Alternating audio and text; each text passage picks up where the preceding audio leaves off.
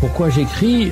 Pour que la vie soit plus diverse. Parce que c'est ce que je sais faire. J'écris tous les matins. On ne m'a pas donné de conseils en particulier pour écrire. Par contre, mon père m'a dit que j'en étais capable. Mais t'écris parce que t'as un truc à dire? Tout le monde écrit, mais tout le monde n'est pas écrivain. Pourquoi le devient-on? Comment le devient-on? D'où vient l'inspiration? Écrivain, écrivaine. Le point littéraire, Jean-Jacques Foucault. On connaît les écrivains à travers leurs œuvres, mais connaît-on leur univers? Le point littéraire. Le point littéraire, tous les mercredis de 20h à 21h sur Royal FM. C'est une émission de littérature. Toute la littérature, ici, tous les genres, sous-genres et types d'écriture se rencontrent. Vous aurez droit à plus de découvertes de livres et d'auteurs. Ici, tous les genres littéraires et textes scientifiques se côtoient. Le point littéraire, tous les mercredis de 20h à 21h. Prenez le rendez-vous avec Jean-Jacques Foucault. Ouvrons le tout premier livre du soir, Innocence coupable, un recueil de nouvelles d'Yvette Angèle Thiomba. Elle est une jeune Camerounaise, du moins une Camerounaise de père Bassa, de mère Boulou, véritable âme d'artiste. Elle est passionnée de musique, de danse et d'écriture, épouse mère, cadre d'administration du corps des conseillers de jeunesse et d'animation. Yvette Angèle est entre autres auteur-compositeur du groupe Tial. Sa profession et son engagement au sein des associations militant en faveur du bien-être des familles et de la relation conjugale lui fournissent de la matière et nourrissent son goût prononcé pour des histoires d'amour qu'elle nous sert généreusement à travers une plume décompressée et sans tabou. Yvette Angèle, bonsoir et bienvenue sur le point littéraire. Bonsoir Jean-Pierre. Jean-Jacques, rapprochez-vous au maximum du micro parce qu'il faut bien que les auditeurs vous écoutent. Bonsoir Jean-Jacques. Vous avez beaucoup à dire, surtout autour de ce livre qui intéresse, Innocence coupable. Déjà, vous l'avez rendu public cette année même aux éditions de Midi. Oui, Innocence coupable est sorti en début août, je crois. Il n'a pas encore 3 mois, il est tout jeune. Oui. Aux éditions de Midi, la collection Liberté. Et c'est la toute première expérience comme ça. Et bon, disons que je fais mon entrée dans l'univers de la littérature, qui est un cercle assez fermé. Et ma grâce est que je crois que je suis bien accompagnée. Et jusque-là, tout se passe assez bien. On y va doucement. Et bon, les retours m'encouragent. Et bon, je peux dire que pour le moment, je n'ai pas à me plaindre. Vous aviez une carrière professionnelle, là, cadre d'administration, corps des conseils de jeunesse et d'animation. Qu'est-ce qui vous amène finalement dans l'écriture? Bon, en fait, disons que c'est une passion déjà toute petite. J'aimais beaucoup lire. Je crois que je faisais partie de ces élèves-là qui adoraient la bibliothèque de l'école, les librairies. J'ai beaucoup lu vraiment dans ma jeunesse et je continue de lire et en même temps aussi, je crois que j'ai commencé à quelques petites esquisses des petites œuvres comme ça. Donc, je crois aussi que la littérature, l'écriture n'est pas très éloignée de ma profession. Hein. Oui. En fait, je pense qu'elle est juste l'aboutissement de ce que je vis sur le terrain en tant que cadre de jeunesse et d'animation, puisque là aussi, je puise une certaine de la matière pour écrire. Il faut dire que vous parlez d'un sujet assez sensible. Déjà, on aimerait savoir, pour vous, c'est quoi le mariage? Bon, disons que le mariage, c'est l'union de deux personnes de sexe opposé qui s'aiment, qui ont une même vision de la vie et qui s'engagent en comptant sur Dieu pour atteindre les objectifs que Dieu a au travers de leur union pour se réaliser, pour se porter mutuellement, pour fonder une famille. À lire la plupart des histoires contées à travers ce recueil de nouvelles, on se rend bien compte que se marier, ce n'est pas une mince affaire, ce n'est pas qu'une banale décision, un oui simple, mais il s'agit au préalable d'avoir avoir acquis certains outils, une certaine formation préalable. Oui, c'est bien ça, la vérité, mais la réalité malheureusement est que beaucoup de gens prennent le mariage comme une aventure un engagement qu'on prend sur, quand je vais dire coup de tête, peut-être que c'est un peu trop dire, mais la plupart du temps, les gens s'engagent sur la base des émotions. Et justement, le recueil essaye de dénoncer cette démarche-là. Parce qu'au-delà des émotions, je crois que nous avons besoin... L'émotion n'est qu'une dimension de notre personne, les émotions. Ce n'est qu'une dimension. Nous avons besoin d'exercer aussi notre intelligence. Parce que y a un adage, une pensée populaire qui aime bien aller dire on ne conseille pas une personne amoureuse. Oui, c'est-à-dire que quand vous êtes sous l'emprise des sentiments, des émotions, vous n'écoutez pas, vous n'êtes pas objectif pour bien évaluer la qualité de la relation, pour bien évaluer, étudier la personne que vous avez en face de vous. Vous êtes embarqué dans une aventure émotionnelle et finalement, c'est quelque chose qui vous rattrape quand vous n'avez pas pris la peine d'exercer, j'aime le dire, d'exercer votre intelligence, d'observer, d'écouter, d'évaluer, de bien voir si la personne que j'ai en face de moi, au-delà de ce qu'elle me fait ressentir, de ce qu'elle me fait frémir, est-ce que nous pouvons vraiment cheminer ensemble sur le long terme? Est-ce que nous pouvons résister au vent contraire? Est-ce que nous avons les mêmes méthodes de résistance au vent contraire? Sur quoi est-ce que nous nous fondons? Quelles sont ses convictions? Quelle est sa philosophie de vie? Il y a tellement de choses qu'il faut évaluer que je pense que c'est bon d'être amoureux. On ne peut pas se marier sans être amoureux, mais ce qu'on nous ressentons ne suffit pas. Avant d'aller s'engager dans une relation, non seulement amoureuse, mais plus tard le mariage, il faut se faire accompagner, mais par qui? Bon, disons que maintenant, au sein de l'Église particulièrement... C'est-à-dire que le livre... C'est le mieux que... du moins, que... dans lequel j'ai pu expérimenter l'accompagnement d'une certaine façon. Donc, je pense que avant de se marier, on a vraiment besoin de donner aux parrains leur place. La plupart des gens choisissent un parrain à titre honorifique, c'est-à-dire quelqu'un qu'on a envie d'honorer, quelqu'un qu'on a envie de mettre en avant pour une circonstance aussi importante que notre mariage. Mais je pense qu'au-delà de ça, si même vous voulez honorer une personne, rassurez-vous que vous avez une autre personne, bien un couple qui vous encadre suffisamment sur le plan spirituel, vous accompagne au mariage. C'est un couple qui a du vécu. Oui, qui a du vécu, un couple qui a de la crainte de Dieu, parce que le mariage, c'est une institution divine et c'est sur les principes divins qu'on s'appuie pour prétendre réussir son mariage.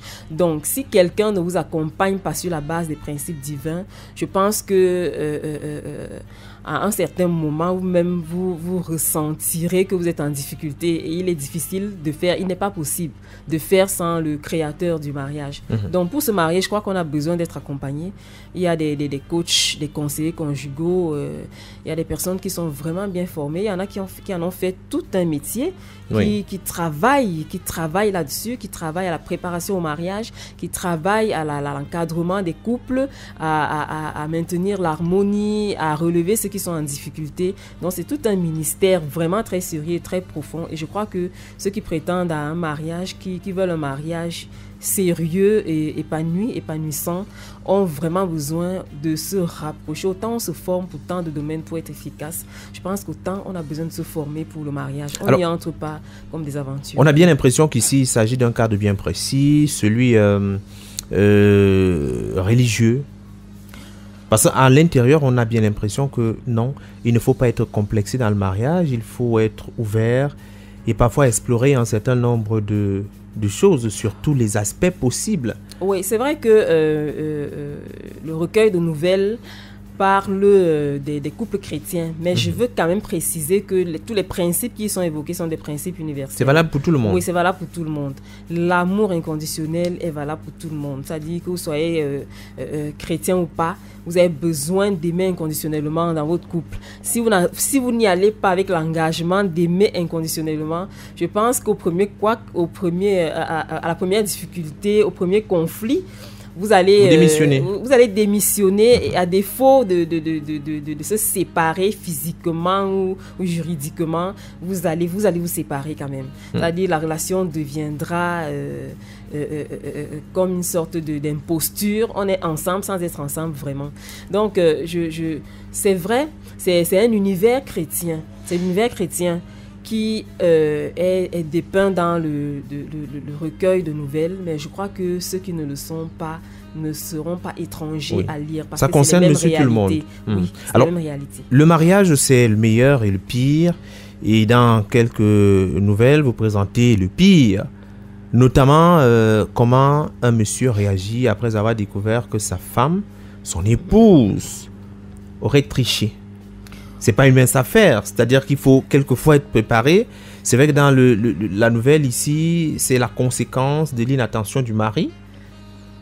Bon, en fait, je ne peux pas le dire de façon absolue. Il y a toujours une raison pour laquelle une chose est commise.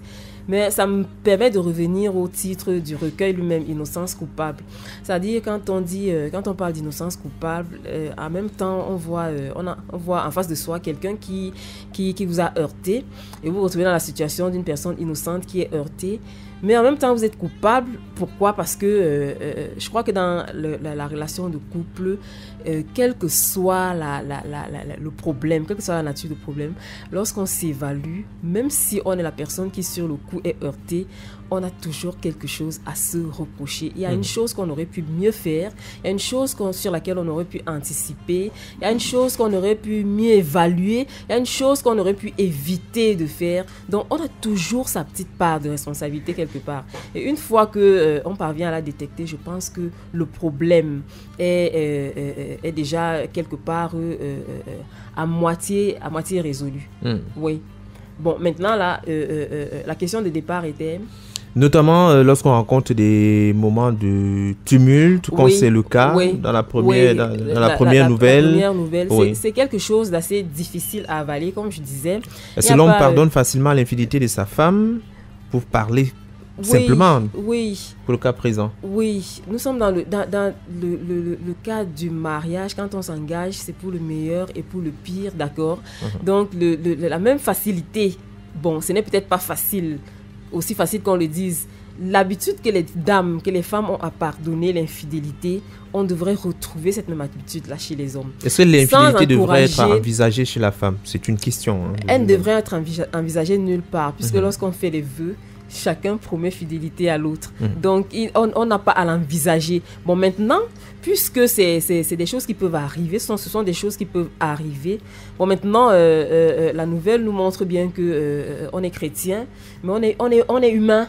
Ce sont pas des robots. Les robots chrétiens sont des êtres humains qui sont chrétiens.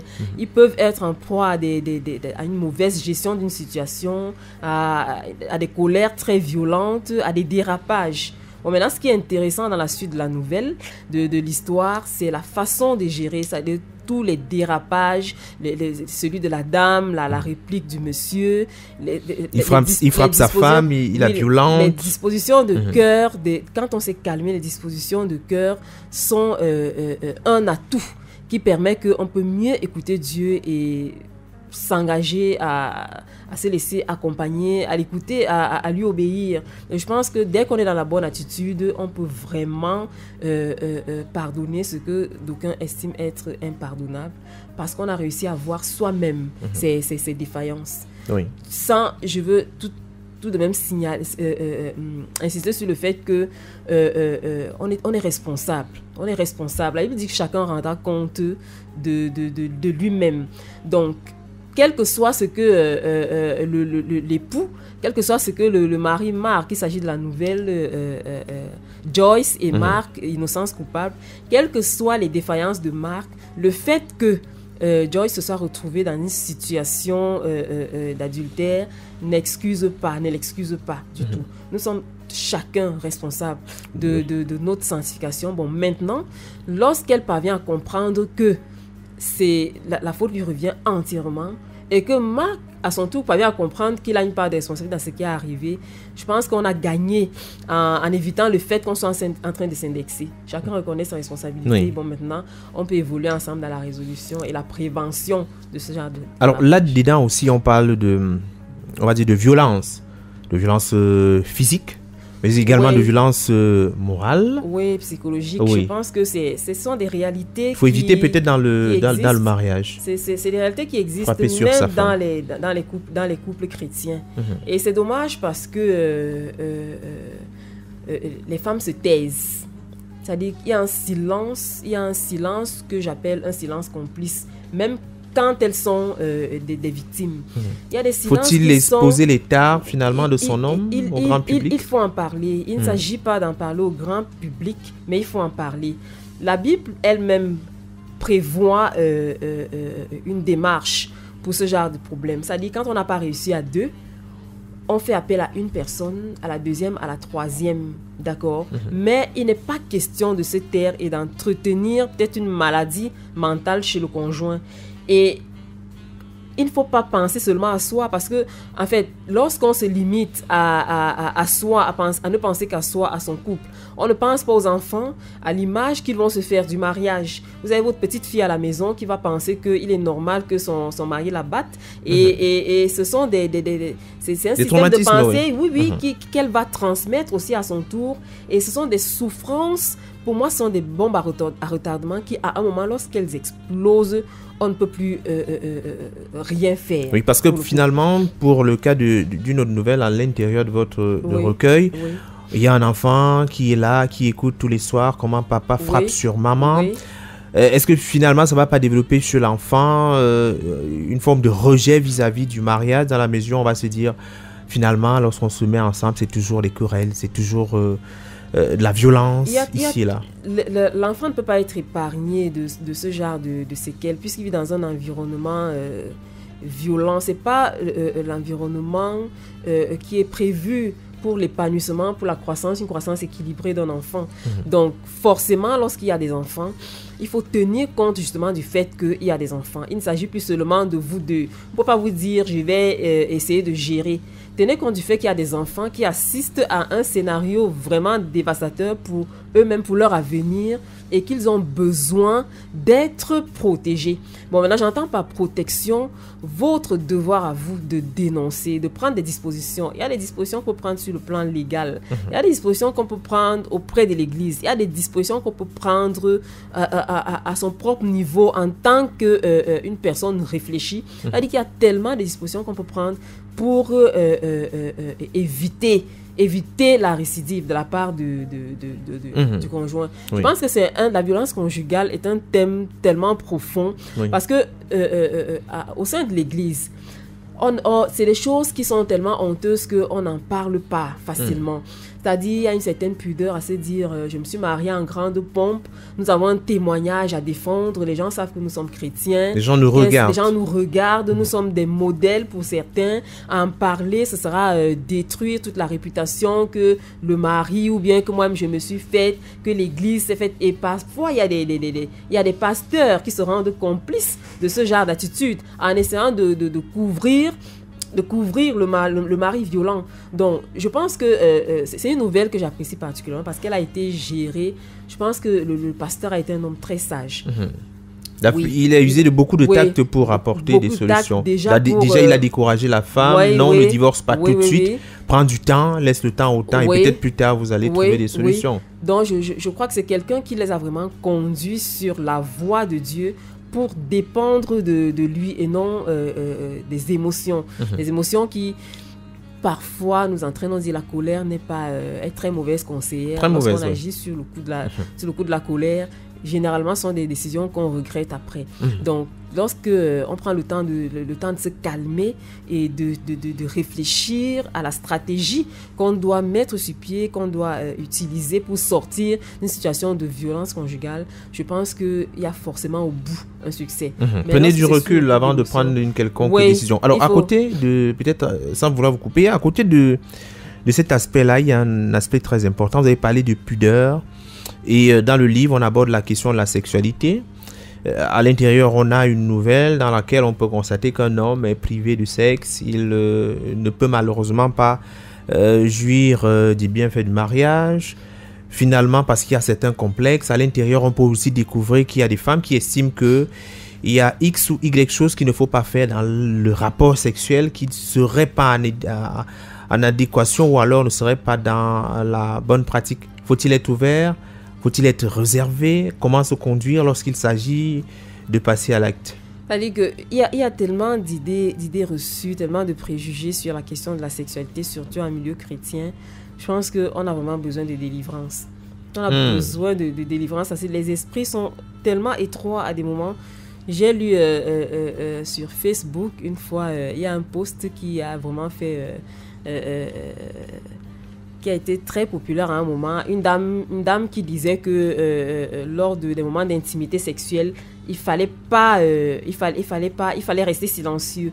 Et c'était en fait que tout son de plaisir émis pendant les moments d'intimité sexuelle était péché. Donc il fallait vivre sa relation, l'intimité sexuelle de façon très silencieuse. Toute autre attitude était péché. Donc, vous voyez, ce genre cette façon de penser, je pense qu'elle a été la première combattue par les chrétiens en premier. Donc, il y a tellement d'idées comme ça sur la question de la relation, de l'intimité sexuelle, que moi, je veux toujours que les gens reviennent à la Bible. Qu'est-ce que Dieu permet? Qu'est-ce que Dieu interdit? Et vous allez bien vous rendre compte que la plupart des interdits n'ont rien à voir avec une prescription divine. Il s'agit la plupart du temps d'un bagage culturel dans nos mœurs africaines, ou bien dans nos valeurs familiales, ou bien dans mes habitudes, bien dans mon église. On ne fait pas comme ça. Mais moi, je veux qu'en tant que chrétien, on se réfère à la Bible. Qu'est-ce que la Bible m'interdit? Qu'est-ce que la Bible m'autorise? Donc, pour ce qui est je pense que vous parlez de la nouvelle de chantage sexuel en couple, où je crois que c'est... Lorsqu'il fallait avoir des faveurs, il fallait... voilà. Oui, il fallait... Faut pas faire le chantage lorsqu'il s'agit de cela. Les dames, je pense que c'est leur fort. C'est leur fort. Et moi, je me pose toujours une question. Quand on fait du chantage, peut-on faire du chantage sexuel si... on est satisfait sexuellement? Ça dit, je veux comprendre. Parce que faire le chantage sexuel, ça veut dire que, en fait, ce sont les moments d'intimité sont plus intéressants pour l'homme que pour la moi. femme. Oui. Un peu comme s'il s'agissait d'un service qu'on rendait à son mari. Un service qu'on lui rend, en fait, il est le seul à en tirer un certain plaisir. Bon, moi, je suis là, je lui rends juste service. Donc, quand on parvient à faire du chantage, ça veut dire que, quelque part, on n'est pas épanoui sur le plan de l'intimité sexuelle. Il m'a énervé cette nuit, il n'y a rien. Il m'a pas acheté un véhicule, il n'y a rien. Jusqu'à ce qu'il achète un véhicule, et ainsi de suite. Donc, moi, à ce niveau-là, je crois que la nouvelle, je la trouve très intéressante parce que, bon, il pourrait s'agir du fait que les femmes ne soient peut-être pas satisfaites sur le plan de l'intimité sexuelle. Il pourrait aussi s'agir du fait que elles, je vais dire comment, elles y pensent peut-être moins. Mais sur le plan du vécu, de l'intimité en lui-même, je pense que quand une femme est épanouie, elle est épanouie. Et c'est pour ça que la nouvelle, pour ceux qui auront l'opportunité de lire le livre, la nouvelle est intéressante en ceci que il faut bien souvent user de fermeté pour leur faire un rappel mémoire. D'accord? Oui, c'est-à-dire que, et je crois que lorsque l'homme prend sa place d'autorité et décide de vous faire un rappel mémoire, ce qui doit se passer se passe. Bon, maintenant, quand il y a résistance jusqu'au bout, ça veut dire que il y a, le problème n'est pas forcément ce qu'elle demande, ce qu'elle brandit comme sujet de chantage, c'est qu'il y a un problème de fond à résoudre au niveau de votre intimité sexuelle. Mais elle ne parle pas. Oui. Alors, on va laisser l'occasion, une opportunité aux auditeurs, potentiels lecteurs, d'aller découvrir plusieurs nouvelles. Elles sont très nombreuses. Innocence coupable, on le sait très bien. Moi, je l'ai dit, ça parle d'éducation conjugale. C'est important pour les jeunes couples ou bien pour même les couples en ce moment qui traversent des périodes de difficultés. Alors, s'il fallait dire un dernier mot sur la question, moi, je mets que ce dernier mot aille fasse évocation notamment de cette nouvelle.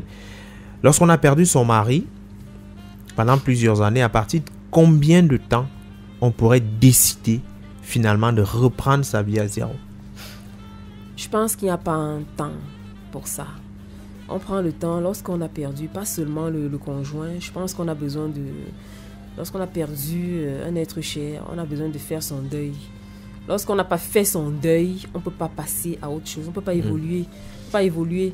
Et bon, faire son deuil signifie, entre autres, rendre grâce à Dieu, selon sa parole qui dit rendons grâce en toutes choses. Quand on parvient, quand on arrive à l'étape où on peut rendre grâce à Dieu, ça veut dire qu'on a traversé l'étape de la colère, de la douleur et tellement d'autres émotions négatives justement qui nous maintiennent dans le deuil. Bon, maintenant, quand on parvient, parce qu'on a confiance en Dieu, à arriver au niveau de l'action de grâce, ça veut dire qu'on est sur la bonne pente de la guérison. Mais de prime abord, dire que donner un délai pour passer à autre chose, je ne pense pas que ce soit faisable. On a besoin de faire son deuil. C'est d'abord ça le plus important. On a besoin de faire son deuil, d'accepter que c'est comme ça et d'être bien en paix avec Dieu, parce que c'est justement ça. Le problème de beaucoup de chrétiens, ils se disent que parce qu'ils sont chrétiens, ils sont à l'abri d'un certain nombre de difficultés, de malheurs. Et quand ça arrive, ils se disent, pourquoi moi? Toi qui dis que tu es Dieu, toi qui dis m'aimer, toi qui prétends me protéger, pourquoi tu as permis telle ou telle circonstance pour ma vie? Bon, maintenant, quand on traverse cette étape, qu'on l'accepte, qu'on recommence à faire confiance à Dieu maintenant de la bonne façon, parce qu'on a accepté sa souveraineté, je pense que les choses se font d'elles-mêmes. Lorsque ça doit arriver, ça arrive. Oui. Où est-ce qu'on peut avoir le livre? Bon, disons qu'on peut avoir le livre à Yaoundé, on peut avoir le livre à Douala, on peut avoir le livre à Monatélé. Bon, maintenant, peut-être qu'il faut quelques contacts utiles. Oui, c'est important. Donc, à Douala, on peut avoir le livre à l'Alliance biblique de Douala. On peut aussi appeler le numéro 696 10 91 76. À Monatélé, on peut avoir le livre au 659 49 66 39. À Yaoundé, on peut l'avoir au 674 34 66 39. Bon, maintenant, les autres, nous réfléchissons à le mettre sur Amazon. Bon, maintenant, dans les autres pays, vous appelez le 659 49 66 39 pour les autres villes. Et vous pouvez également contacter l'auteur via ça. Il y a une page Facebook quand même. Oui, j'ai une page Facebook. Yvette Angèle. Yvette Angèle, aussi simple que ça. D'accord. Merci d'être passé. Merci de nous avoir baladé au cœur d'innocence coupable. Il faut aborder parfois des sujets qui peuvent fâcher. Merci bien. Tout à fait. Ça fait évoluer les choses.